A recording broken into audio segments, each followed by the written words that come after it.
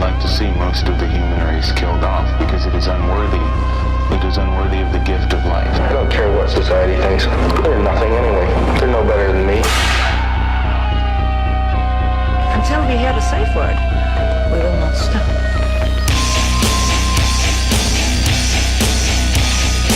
Have you ever thought what it would be like to see a person's head amputated? Think of things so horrible that the human mind cannot imagine them. See all this and more when you see on stage, in person, that crazy mixed up. I like being set apart from people. I like to be hated. Safe Word with Jason Rouse.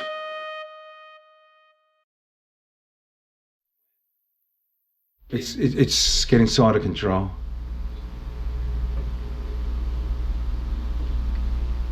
New York is getting out of control? No, LA and Vegas and places like that. Fuck. I saw some video on San Francisco. Speaking of traveling, Yeah. where are you going? Assuming I get the studies, I will be going to I have to go New York, Miami, Chicago, but I have to go back to Europe at the end of the year. You heard about this new policy? From next year, you have to Apply for visa to get into the country? Europe, yeah. Fuck. Yeah, I saw that. I've been trying to ignore that. It's But I more- think you just do it online or something like that. I think it's more than anything like they want to know how long you're staying and just monitoring where you're Yeah. at. But I do miss Just it. put the chip in my fucking head and be done with it. That's probably in 3 years. I know you got to go. I appreciate you coming by like this. Where can people reach you? At Yoshi Obayashi at Instagram. Yeah. And then I don't really do anything a whole lot TikTok, but there's my friend Patrick. We just filmed second video at Jeffrey Epstein's place, but this time we did it at Jeffrey Epstein, Leon Black, who is the benefactor for Jeffrey Epstein, and Rex Hellerman, who is the Long Island serial killer. And we talk about Muhammad Atta, the ringleader of 9/11. So my friend Patrick is going to release the TikTok that we filmed like 3 weeks ago. Yeah. So that's going to be out. And I'm going to Europe at the end of the year. But I was going to suggest, remember that kid James from El Paso, the comedian? Gay guy who hung himself? No. No, yeah. I'm going to try to see if I could convince him. But when I get paid, if you guys are free, maybe we could do a trip, go up to Kansas where I've been there before, but I would like to go back up there for the BTK killers, all those locations. You know, he first murdered the Otero family, so I'd like to go and revisit that place. But yeah, there's a lot of weird stuff 500 miles north up here. Since you like... Yeah, we're going to do some Texas Chainsaw Massacre adventure when you come back. Yeah, Baghdad Cemetery is only 30 miles north. That's the first scene of the movie. It's only 30 miles from here. Perfect. So, yeah. Well, you heard it here first, ladies and gentlemen. Thanks, Jason. This is the new studio setup, the new spot. But yeah, as far as shows coming up, we're doing... we got a show. We have a gig, Yoshi. It's your show, and I'm happy to do it. Yeah, I'm happy to have you. Sunset Strip, Midnight Madness, October 27th. Okay. Yoshi Obayashi, Ty Rivera, Brian Holtzman, Jason Rouse, Jake and Louie, and maybe a special guest. Maybe Fantastic. somebody that was on America's Got Talent. You never know. You never know. But thanks for watching, everybody. Go to all my shit. Jason Rouse 666 for all my shit. And yeah. Adultcontent69.com. I like that. No, it doesn't have anything raunchy. There's like 15 or 16 stories that I've written. I have my friend Rick re-edit, but it's there. Great. All right, guys. Thanks for watching, everybody. Have a good day. Bye. Thanks. No, thank you. I was... So we had that technical difficult as I'm figuring out, but this is not bad setup I got going. I just put the curtain up today, and it seems to be coming together decent. And we are live. My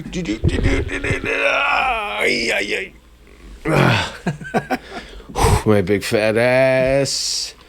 Who's got a big fat ass? What is that? That's a left.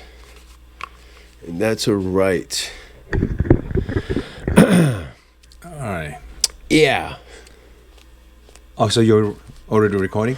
Oh, yeah, you can see over there. Okay. Hey, everybody. This is Jason Rouse, and welcome to another episode of The Safe Word. I am Jason Rouse, and this is my guest, Yoshi Obayashi, is in Texas again. What is this, your third, fourth trip since I've moved here last 2.5, 3 years? I think it's got to be a 6th or 7th or 8th or something. Yeah. Like that. Yeah. Wild. What state have you been to more than Texas? Because you travel, well, you're on the run. Well, New York City for sure. More than Texas? Oh, yeah. Yeah? Yeah. What's your attraction in New York? Is it just the petri dish of society, or? It's obviously it's not comedy because I hardly ever do shows there. Yeah. But I mean, you make some really interesting contacts there. But also, obviously, I like I've been watching a lot of those, as you Russell called it, very faggy part of my part, but Broadway shows and stuff. Yeah. Did you go to see Everybody Loves Jamie in London? I remember I tried to get you in for that. Did we go together? No, I saw it, but I think I saw it in New York, not in London. Yeah, I think your friend was busy or something. He wasn't avoiding me or anything like that. Mm-hmm. Yeah. Yeah, he's one of the stars of the. Yeah, I like musicals too. Are you being surprised? Are you being sarcastic? Yeah, I'm totally serious. Oh, okay. I love theater. Anything that's live and scripted is wild to me. Yeah, I think that's why you were right. You and Ari Shafir and a couple other people. I just got about Edinburgh. So the French has, I've been told there's like 3,700 shows or whatever. Mm-hmm. And I think it took me, you done it before, right? 2004. Okay. Was it 2004? The year after I moved to England, it was that was the thing to do. You want to explain to the audience exactly what it is? I'm still trying You to take $50,000 and you throw it up in the air.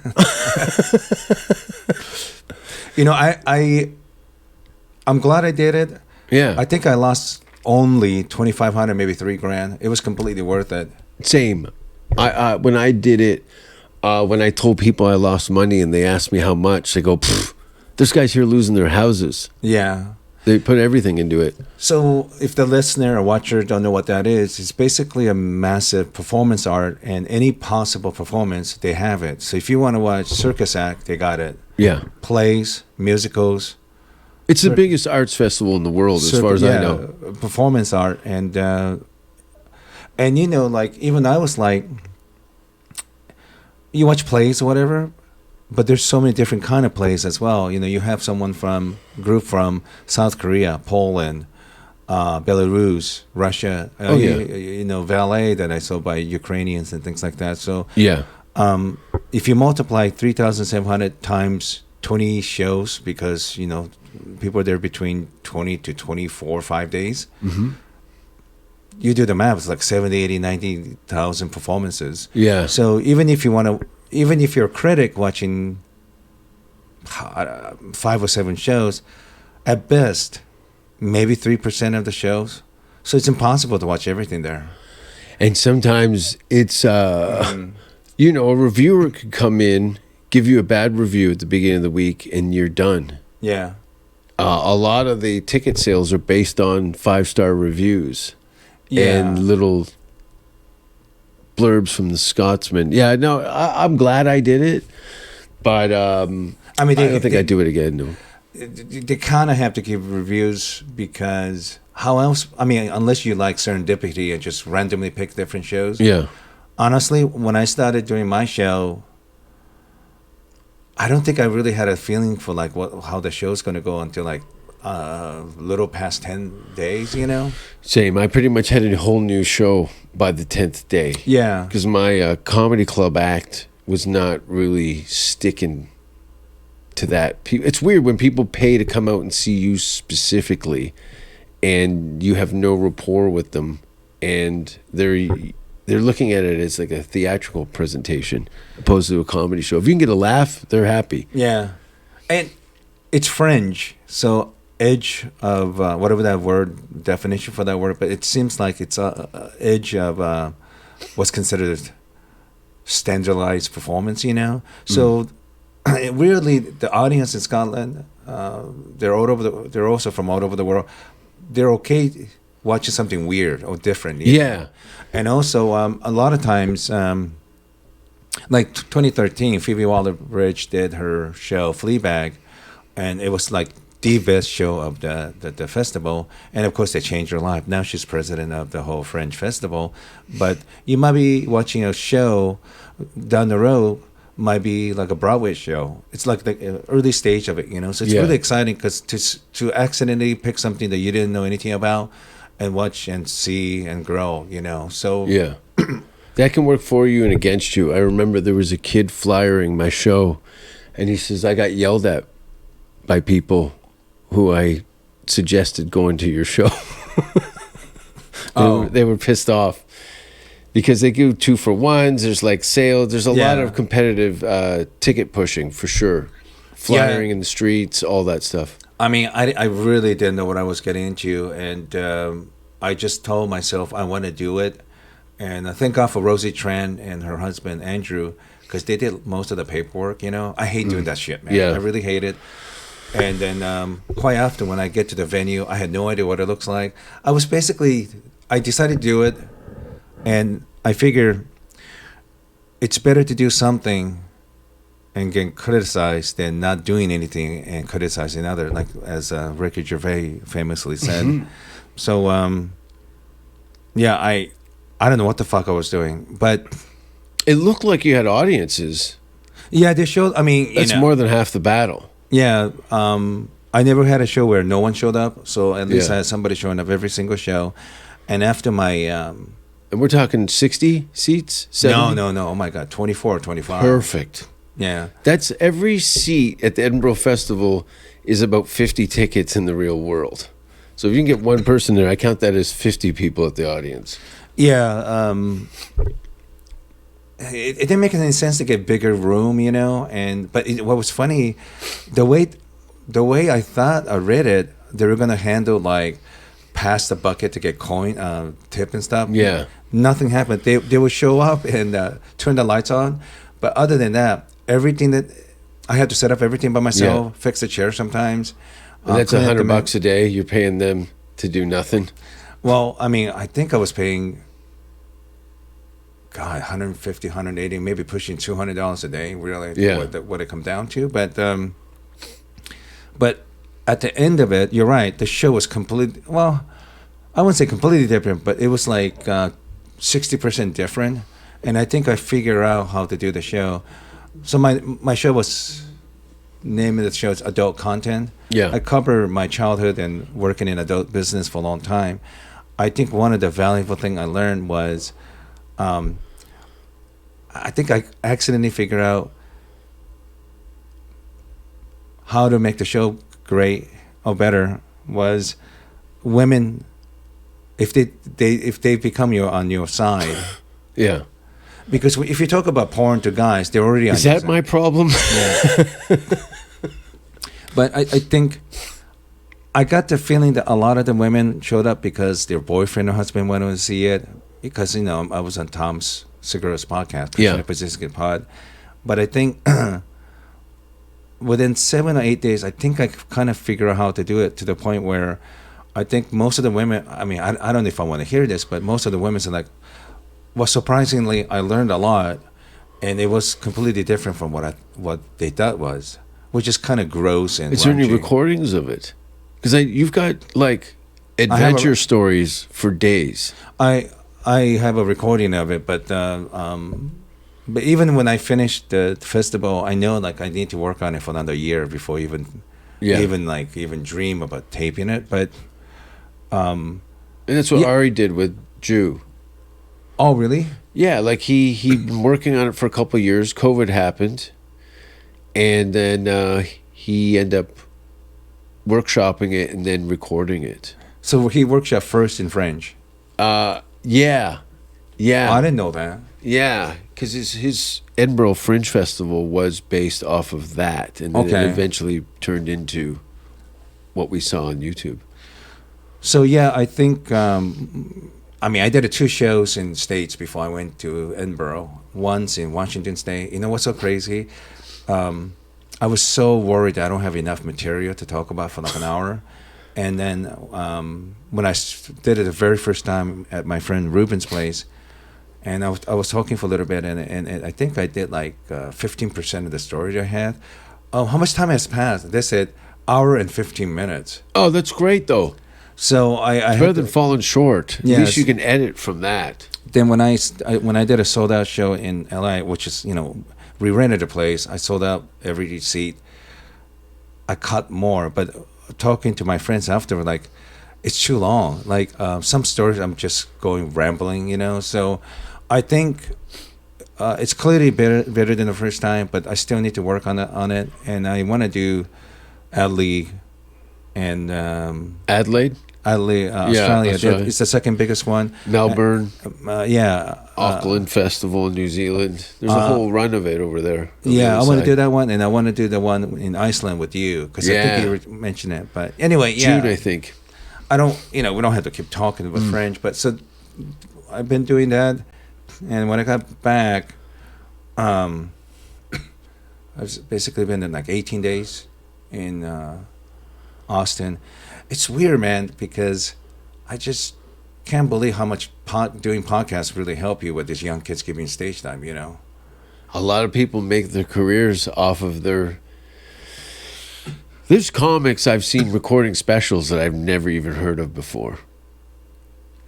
That have all generated a massive audience through their online presence. Yeah, and I think like TikTok. I think it's a different skill set. Like you might be great stand up, but not necessarily good at this podcasting, or you're way better on podcasting, not good at stand up. But I mean, there's also a rare one, like someone like Bill Burr, who does excellent both things, and obviously, Yeah. But yeah, so I've been here. I got back today. 18 days, got a couple shows. Then I'm gonna get locked up tomorrow, medical testing. We talked about this before. And, Yeah. Then when I get out, next 3 months, I'll be going back and forth between here and other cities for shows, I guess. Until January. And then what's the plan in January? When I finish the medical testing, then I have to figure out what to do. Because once you finish the medical testing, you got to wait at least 1 month before you could do another one. Yeah. So I just hope the money lasts by then. Yeah, what did they cut you a check for, like $4,000? This one, 10 grand. Oh, that's great.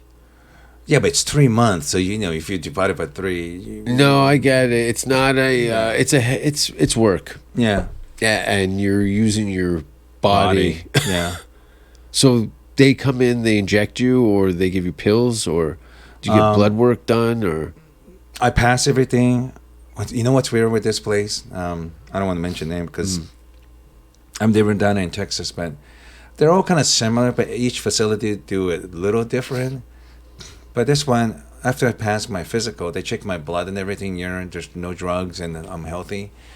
And then they say like, well, okay, well we'll have a Zoom talk 4 days later, and I got to talk to a psychiatrist, make sure there's nothing fucking wrong with me, like I'm not suicidal. yeah.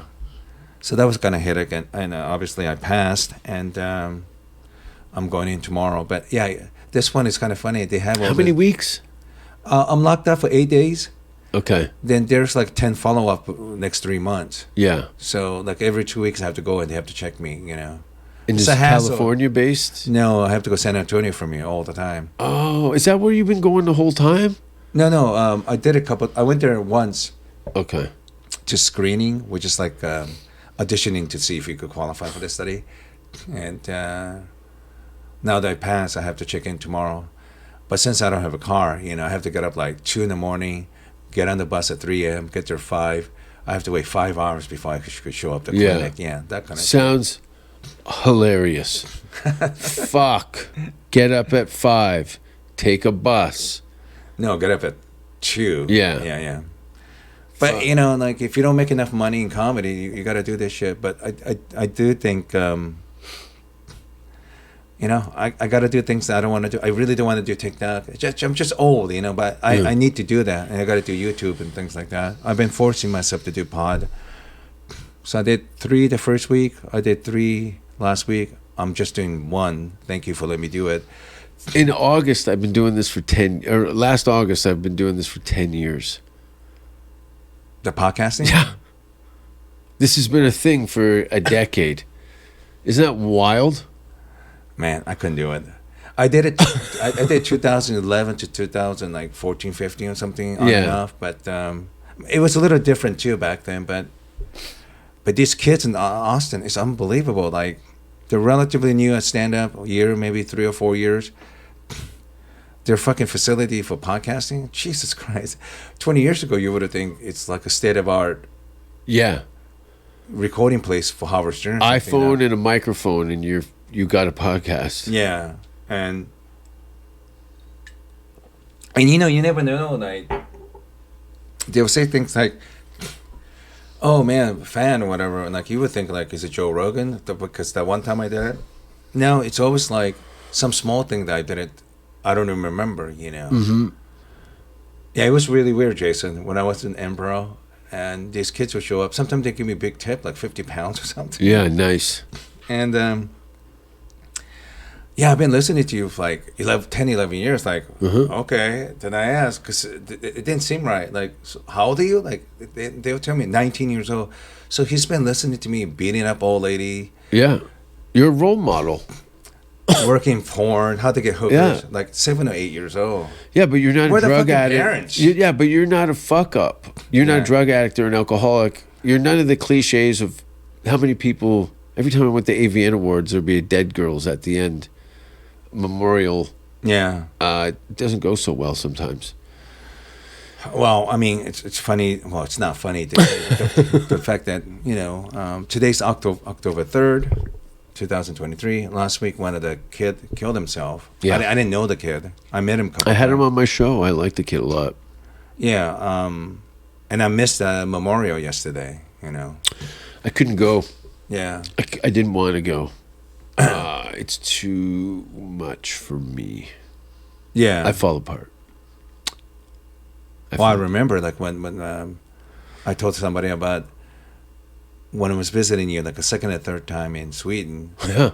The day you picked me at the bus, you told me Patrice died. I had no idea. And, I literally found out, and at literally an hour before you arrived or something like that. A lot of suicides, and a comedian dies every month. Yeah. I mean, there's so many, so there's plenty that I never heard of and knew, but I'd say 60 natural causes and 40% suicide. well, is it?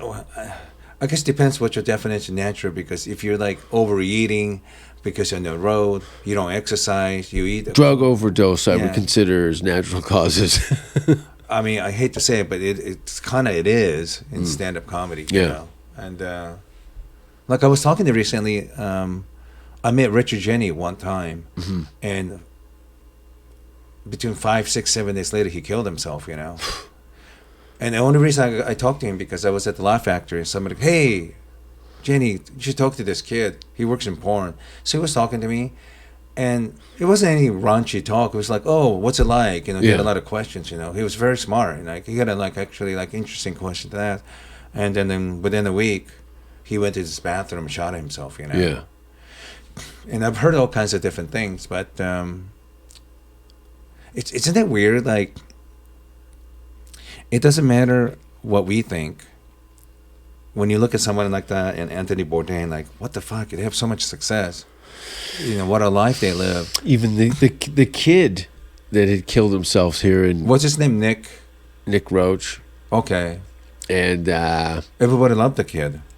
Yeah, he had potential. Yeah. He had potential. He had all those great career adventures that we all aspire to Yeah. in his future. Yeah, it sounded like he was opening for David Lucas, and I don't know Dave at all, but even he seemed like very sweet, the guy. Yeah, he was roast battle champ. Oh yeah, okay. Yeah, See, he I was didn't know roast battle anything. champ. Yeah, he was a good guy. Fuck. I just saw him walk by and say hello. Somebody introduced me. I said he was a very very nice kid. I probably introduced you to him at the creek or something. Yeah, quickly, and I saw him a very very funny, gentle kid. Yeah, and you know, I did Audrey's podcast last week, and she wanted to talk a bunch of different things, but I told her, like, you know, I think it's sometimes it's better to talk about something obvious, things the elephant in the room. yeah. So she broke down and cried, and Hilarious. Good for ratings. yes, Girls in their 20s crying, somebody's always going to pull over to take a look. and I mean, I knew she was going to get emotional, but I didn't expect she was going to. Well, you know, I'm fucking retarded. Like I don't know how to read the room. It's not like I enjoy seeing shit like that, but yeah, you know, it's really sad because if you own a restaurant, you're so busy feeding people. A lot of time you forget to feed yourself. Yeah, it's like every mother cooking, and then she's the last person to eat. Yeah, so I think Robin Williams said that the reason why even when he's feeling terrible, he really want to give the best performance because there's always somebody in the room is suffering and they need Sure. laughter, you know, and which is a great sentiment. But the problem is sometimes comedians get so obsessed making sure everyone laugh, but they forget to make themselves laugh as well, you know. And that's the rough thing. I think people get caught up in that stimulation of the laughter, and It is addicting at times. yeah, it's like any other drug. And I think people that hang everything on that, Yeah. when it doesn't really happen. Yeah, there's rough patches in life, and some people, if you don't have other things going on, what do you call it? Self-care. Yeah. You got to do it. Well, you know, like it's kind of weird from our perspective because Richard Janney has so much respect from other comedians. I mean, like Joe Rogan always talking like one of the greatest, and I don't think I ever saw him. I just saw him at the standing at the Laugh Factory. Everybody say that, and I'm clear that he was making millions every year. But I think some people speculated that he started comedy around the same time Jim Carrey, and Jim has reached stardom at the level that is like Mount Rushmore level. Yeah, and I guess it doesn't.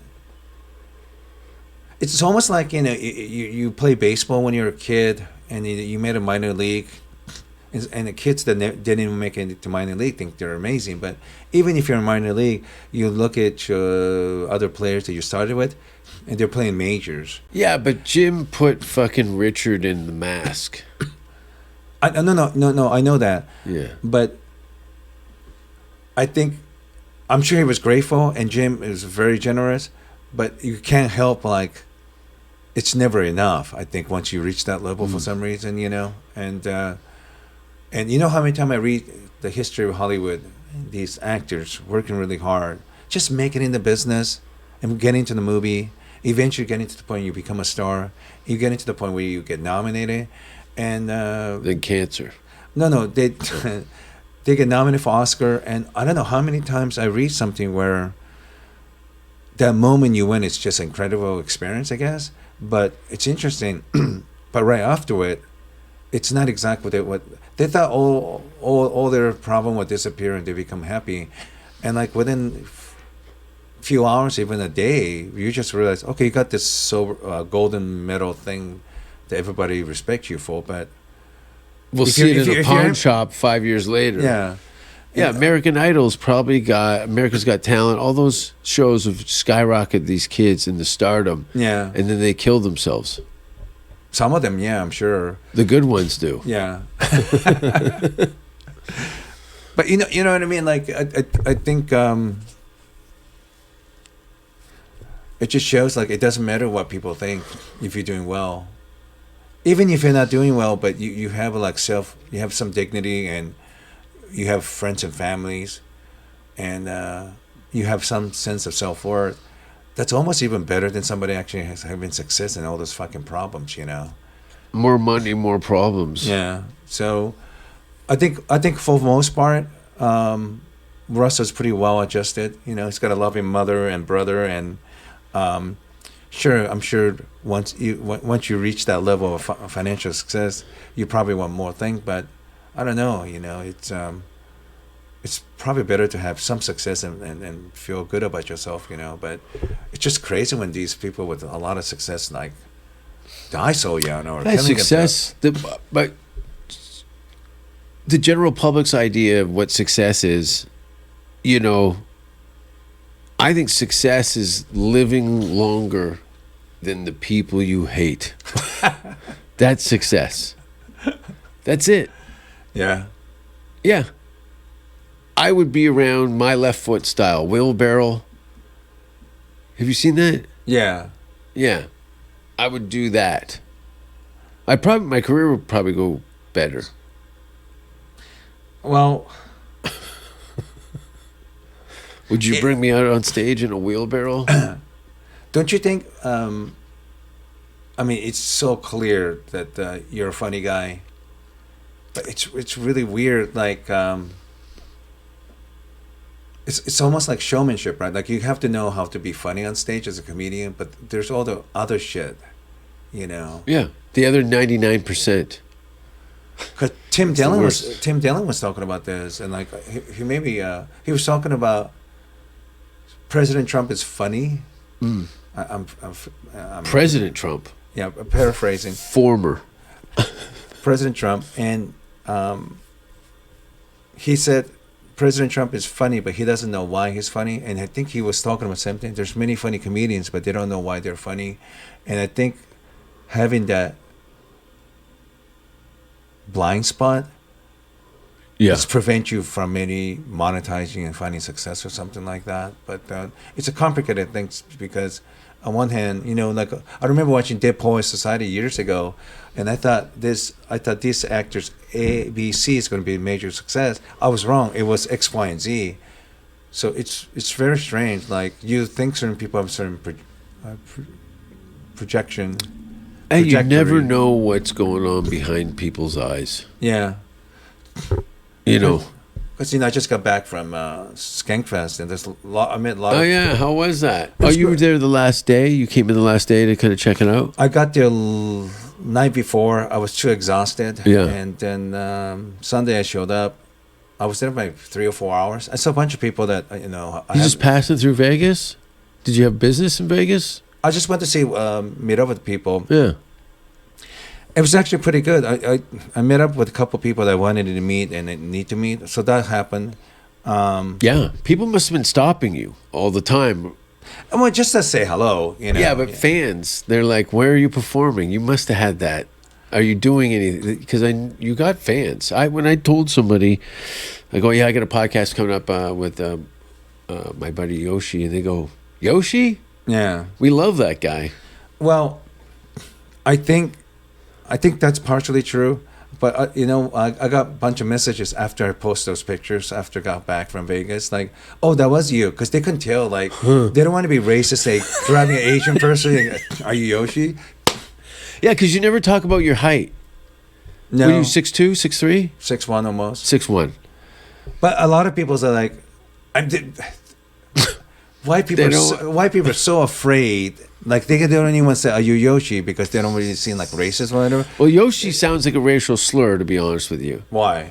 If you went up to somebody and said, "Hey, Yoshi," Yeah. it's a video game character, Well, yeah. right? That's not an insult, but I think they were just worried, like going up to some random Asian, like, "Are you Yoshi?" No, you think we all look like? I think they don't want to deal with that. So That's like, funny. I think I had like 30, 40 people saying, like, Yeah. "Oh, that was you." Like, Yeah. That shit doesn't bother me. You know, they should know better. But yeah, I think that made me laugh. But it's amazing, like I don't know Big J Okerson. I saw him, You've never met Big J? huh? You've never met Big No, J? no. Oh. I saw him. Oh. It's just that I saw him early in the year in January at the porn convention. I said Jay, and I guess he didn't hear me. I thought he was ignoring me, so I just left him alone. And when I saw him, he said like, "Oh no, I didn't hear you." He was very, very kind, nice person. Yeah. He's like, "Next time when I respond, just grab me or whatever." So it was nice to see him. I didn't see Dave Smith, and I saw Louis Gomez, but he was busy with like fan or something. So I think you're the only person that calls him Louis Gomez. Oh, Well, Louis. Louis. But Louis sounds Caucasian. Yeah. I don't want. Maybe that's why he doesn't respond to what I said. So yeah, I wasn't there pod once. I bombed, so like, it's been weird. I didn't. What do you mean, you bombed in Vegas? No, I did the Legion of Skanks. I didn't think I did well on it. So Oh, you were on the show, on the Legion of Skanks podcast. I don't know, 3-4 years ago. Maybe. Oh, okay. I thought you did it in Vegas. I'm way off. So, but it's amazing that to think these three guys started pod. I don't know, maybe they're visionary. They knew like when they started this pod, they're gonna have festival. But it's crazy to me, like Your Mom's House, Joe Rogan's pod, and Legion of Skanks. All this different pod. When I heard about it, I'm like, well, why is it so different from radio to podcast? I didn't understand. Well, obviously, I was wrong. Yeah. And then they made. It's not a podcast. They're like media entity now. So Yeah. I had no idea. I mean, I think That's like probably 15 years of grinding. Yeah. With 3 on-air personalities. Yeah. And probably between the fans and the people in between the talent and the fans. Sure. That do all that stuff. Yeah. To keep that thing going. Sure. And I mean, first time I did it, pod was 2011 with David Cho, KGB, Koreans Gone Bad, and after that DVD ASA. But at the time, like, I just didn't get it, I mean, of course, within 5, 6, 7 years, like, you start noticing, like, when strangers start talking to you, like, they know you, and like, I'm trying to go, did I meet this person? And they'll mention, like, remember the time you did this? Like, no, I don't fucking remember any of it, Then they talk for 10 minutes, like, oh, yeah, I remember that now, But sometimes you forget. Once you record these things, even when you're sleeping, somebody's listening to you 24/7. 100%. I remember early in this venture that I'm looking just in 24 hours. I could see like, oh, this thing's been working while I've been sleeping. Yeah. And that's really just having a flag up while you're unconscious to keep the people interested, because there's people waking up on the other side of the planet. Sure, and a lot of people have, unfortunately, boring job where they could listen to stuff and do their job. So they need to do this to help them continue on. But and relate to somebody outside of their social circles, and they gravitate towards personalities and comedians that they can find entertaining or something that they have relatable to, which is why my numbers are so low, because I'm completely unrelatable. no, that's not true. I think most people just See, don't know they weren't sure it was you when they saw you. Well, they know it's me and they don't talk to me. They're like, that fucking guy. Yeah, I'm learning, like, I've been pretty clear lately. Like, I have like between 8 to 10 people that, including my brother, I want to take care of. So that's the only reason. But I mean, you and I, we really, let's be honest, you and I, we're not like materialistic people that we don't really need a whole lot, But because of that, I've been forcing myself to do things I fucking hate. Yeah. Even asking people if I could do their pod, and of course, John, who you introduced me to, I don't know how to say John's last name. Neither do I. Oh, We're just going to keep his last name out of this. Okay. Just say John from Toronto. Yeah, is he's been very, very helpful, so I've been doing that kind of stuff, and another thing's like, even when I do bad, which is quite often, you just gotta kind of ignore and keep doing it, because you're a lot harder on yourself than others, And I don't know how many times somebody's like, "No, that show was great." Like, I don't know. I just have so much doubt, but I don't even gauge anymore. That's great. Thank you. I move on. I go like, no, it wasn't. That fucking 10 minutes at the end sucked. yeah. The front was fucked. Yeah. And including stand up, it's also podcast too, you know, because I mean, it sounded like I did all right on Robert Kelly's podcast at Your Mom's House, but when I did him, as I'm doing it, what the fuck? This is I'm bombing. I'm not going anywhere, you know. So What do you mean? As a guest, you're bombing, or it doesn't seem like it's going well, you know. But I mean, there's times I think it's going well, but those are the ones that's clearly afterward people say like, yeah, that wasn't good. So it's really weird. yeah, but those people can go fuck themselves. No. But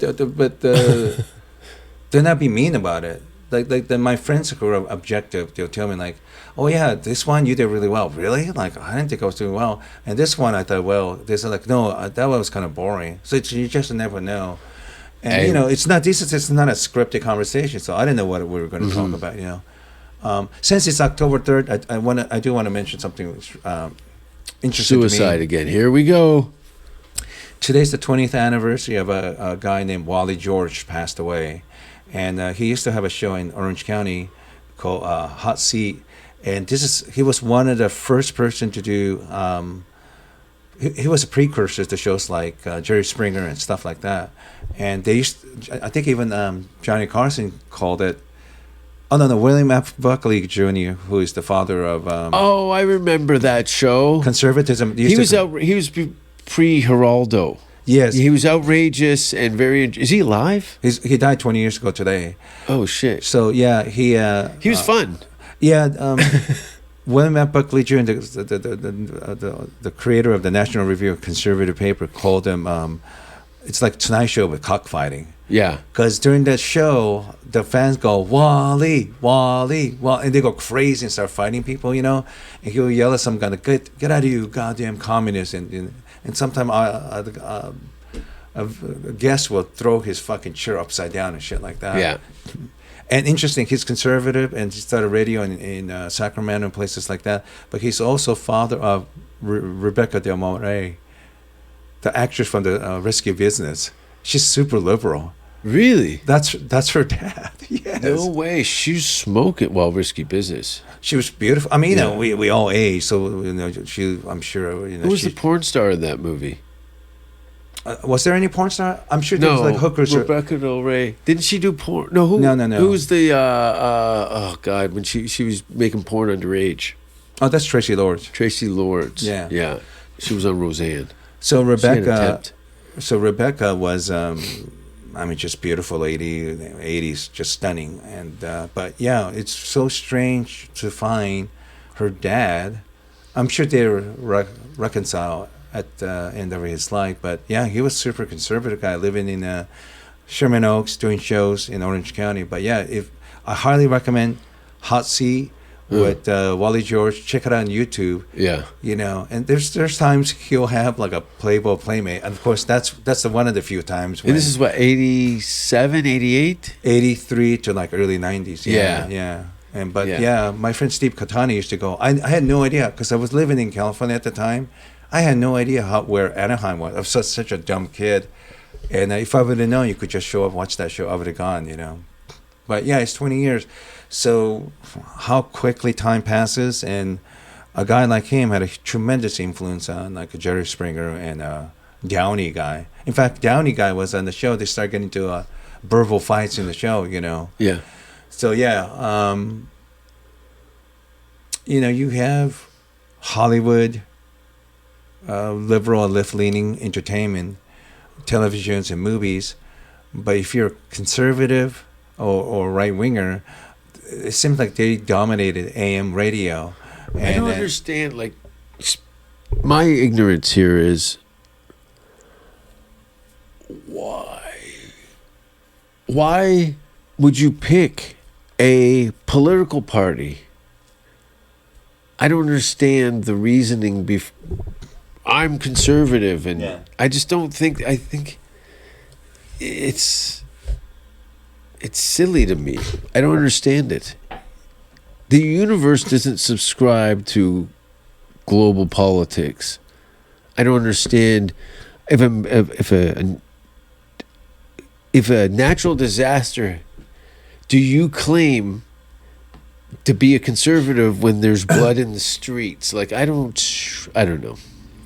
Well, that's really interesting you say that, because I think during Times of crisis. time of crisis, it doesn't become. It's about like, well, when there's a natural disaster, which is obviously not created by liberal or conservative. I think I'm safe to say, major earthquake hitting San Francisco, something that would unite the whole country, both liberal and conservative. 9/11. Yeah. But I think the reason why. Okay, so it's kind of funny you mentioned Roseanne, because I had this conversation recently. If you watch television shows, and a lot of people watch television and movies, do you even know any show recently or within the last 10, 15 years, the focus is on like working poor? Like if you watch TV right now, like Succession just ended like 3 months ago. It's about family of billionaires. If you watch House of Dragon, it's about royal family. Even if you have like a white underbelly. Well, but that's the extremes we're dealing with now. But what I'm talking about, the middle people are gone. I'm talking about like a traditional media, like television shows, your network. Yeah, because traditional media is run by conservative. Not traditional media. It's run by it's liberal people. How come I can't say cunt? How come you don't have a Netflix special? No, but You know? those are obscenity cases, which both conservatives and liberals don't like. And the reason why they don't like it, because they don't get the money from advertiser. Yeah. I don't think they personally care. No. What I'm saying is, honestly, even when you have a sitcom with all black family, they tend to be like professional, like they're lawyers or doctors, things like that. You really haven't seen working poor since Roseanne, if you're being honest. That Roseanne aired like a few months after I graduated from high school in '88. Yeah. And All in the Family before that. So I've been saying that the traditional Trailer Park Boys. Yeah, That's low income. That's Low poor income. people. but you don't really see a lot of working poor show where there's a lot of dignity to them. Roseanne was the last one, in my opinion. I mean, maybe I missed it in London or England or Yeah. something like that. But I think that's why when you ask me why there's like a conservative things, it shift. You know, when I worked for Michael Dukakis' campaign in '88. I think that was the last Democratic politician actually was for working poor. When Bill Clinton won, he made it like a pack, devil's alliance. He give a lot of good deals to corporate interests.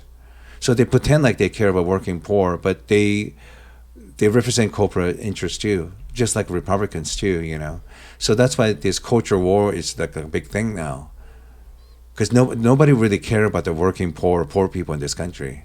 They really don't. This is the growing pains between fully automatic, robotic Yes. robots. No one has a job. Yeah. If you can fix these things, it's like the mechanic. All car mechanics are going to switch over to robotics. Yeah. And those are the only people who actually have calluses on their hands. Maybe robots fixing we're all going to just cycle ourselves out of our own existence. Sure. So for a long time, Democrats represented the working poor, and once Clinton won, that working class party shifted to Republican parties weirdly, and it's not that Trump cares about poor people, but one difference, in my opinion, Hillary Clinton, when she went to those poor white area in like Western Pennsylvania, whatever, she basically like, look, the mining job, that's not fucking coming back. So get used to it. If you're 50 and you work in that business all your life, and some elite, rich white lady telling you need to re-educate and get a new job, you think that's really realistic for a lot of older, At 45. or 50 or so? It's not. When Trump showed up, he said he's going to bring job. Everybody knows he's bullshitting too, But then these voters in America are like a bunch of fat teenage girls. Even if you're lying, they want to hear something sweet to hear from you. Hillary didn't do that. And I think that's why the working poor gravitate toward conservative, because these rich elite in New York and LA, they look down on these people because they do. That's why. And I don't really like that shit. Just like I don't like that shit in Canada when those Ontario, they made those truckers bad people. They're not bad people at all. Fuck that. I can't believe they went into their bank accounts and froze all that money. I couldn't believe it. And they call them Nazis and shit. Hey, I just saw a post today. The Canadian government's starting to censor podcasts now. Yes. I've been posting. I sent a video. I sent a episode of A White Underbelly to a friend of mine via Facebook chat, and it came up blank. Like the fucking. I just started seeing this. Clearly the law was just passed recently, but when like, what did it say here? They fucking gonna ready to. Okay. Yeah. Unavailable. Yeah. Wild. Yeah, I got in trouble. My Instagram account is in trouble because I forgot that super conservative lady in North or South Carolina. She was showing pictures of Hunter Biden fucking during the congressional meeting, and they're saying I was promoting pornography, but I saying I got that from C-SPAN. Yeah. So it's on U.S. media, even though they were mad at her for doing it. I'm not putting some pornography. I mean, you might consider that pornography, but U.S. representative was debating about corruption with Biden, and she was showing that. So I thought if she could show it, it's newsworthy. Yeah. So, but they're giving me a hard time now. They're saying only people who follow my account could see my pictures now. Oh, no way. Yeah. Fuck. And it's not like I was showing some pictures from Hustler, No. But, so I think that's why the people who has power to ban, they will never apply the same standard to themselves, because recently in Canadian Parliament, they cheered to a guy who's Nazis. Nazi. No, but he really is for Hitler. He's on the hardworking Canadians. They're not even asking. Applauding him. Standing in the House of Commons or clapping this guy. And there's hardworking Canadian truckers and farmers. Yeah. Oh. I don't think they're asking a lot. They're just saying, you're taking all our money. They have a right. They should have a say. And they call them Nazi. They're not Nazis. They're just hardworking people that want to take care of their family in Canada. Mm-hmm. I'm not even fucking Canadian. They're Nazis, and they're literally cheering for Nazi. But they're responding, well, he's not that bad of a Nazi. You know what I mean? Nazi light. They're Nazi adjacent or whatever. Yeah. So I hate people that have power to censor people. And then have a bit slip like that. Hey, look, come New Year, I'm going to apply for, I'm going to become American. Are you going to apply for a citizen? Yeah. My green card's up for renewal in about 8 years. Yeah. But I'm just so grossed out by Canada. This is censorship. And I thought they were so crazy with the COVID measure. Yeah. When I have to lay over in Canada like twice, oh my God, at the airport they saying that particular test not good, so they made me downstairs SeaTac COVID place, so I have to pay another $300. And when I got to fucking Canada, they tested me over again, and like the amount of money that was funneled out of poor people's pockets just so they could have a life, fucking pieces of shit. The lineups, I've never. Did you get vaccinated? I had to do it once. Yeah. I did it Johnson & Johnson. Well, you do medical testing, so it comes with the territory for you. It's really a thumbs up or thumbs down. But I don't want to do it unless I'm getting paid. I started smoking during COVID. I picked up tobacco and I was trying to make my body so inhabitable for anybody, even myself, that it all died. I beat AIDS during COVID. But are you serious about becoming a U.S. citizen now? Yeah. Yeah, I'm going to be American. I thought you'd be a little more happy about No, it. no, no. No, it doesn't matter. No, I am happy, but so does that mean do you have to renounce your Canadian citizenship? No, I always have a passport, but I'll have to probably, if I decide to move back to Canada, which is not going to happen, I would have to reinstate myself as a citizen. Okay, as Get long as you have access to that, I don't care. Yeah, I just when I get my cancer, Yeah. I'll move back to Canada. Yeah. But I don't like this. What makes me mad about these people who are screaming, yelling at people, and government lies all the time. You know when they say things like, "Oh my God, if we live in a third Reich, I would never behave that way." People who are screaming, yelling about COVID measures, those are the people who would have like supported the Nazis. They would have been. Oh yeah. Same They, face. they were just snitch on you to the cops and stuff. Rats. Like that. Yeah. Bring back the violence is what I say. Man, it's yeah. That's why I like it here, because you just get shot in Texas. There's not a lot of arguing. No. Well, the fact that people think you might have a gun make you think. Fucker. What? Oh, what happened? Did I do something? No. We'll cut that out. I don't know why that happened.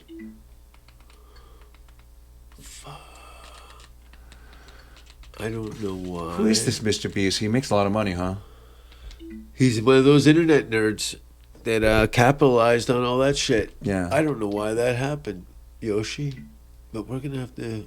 I gotta get going soon anyway. Yeah, we're gonna wrap this up, and we're back from commercial.